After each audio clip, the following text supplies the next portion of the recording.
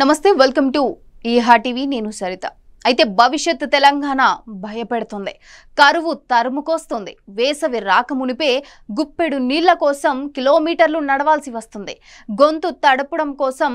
అలమటించాల్సి వస్తుంది అయితే ప్రధాన రిజర్వాయర్లు ఎండిపోయాయి మిషన్ భగీరథ రిజర్వాయర్లో పరిస్థితి మరింత దారుణమని చెప్పాలి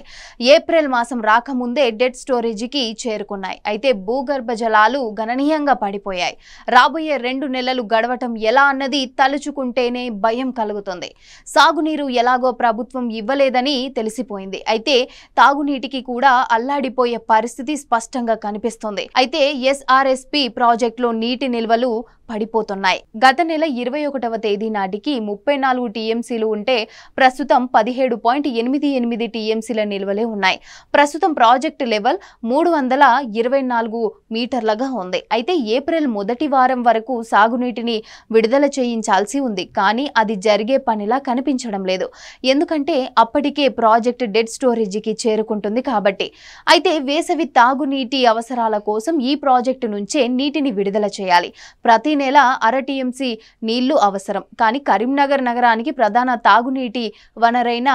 ఎల్ఎండిలో పరిస్థితి తలుచుకుంటే వెన్నులో వణుకు మొదలవుతుంది నెల కిందటే ఈ ప్రాజెక్టు డెడ్ స్టోరేజీకి చేరుకుంది అయితే 24.034 టీఎంసీల సామర్థ్యం కలిగిన ఎల్ఎండి నిరుడు మార్చిలో 12.50 టీఎంసీలు ఉండగా ప్రస్తుతం 5.31 టీఎంసీలే ఉన్నాయి అయితే ఈ రిజర్వాయర్కు మిడ్ మానేర్ నుంచి 1467 క్యూసెక్కుల నీరు వస్తుంది అయితే ఇక్కడి నుంచి కాకతీయ కెనల్ ద్వారా 3125 క్యూసెక్కులను సాగునీటి అవసరాల కోసం దిగువకు విడుదల చేస్తున్నారు అయితే ఏప్రిల్ మొదటి వారం వరకు సాగునీటి విడుదల కొనసాగనుంది అయితే మొత్తంగా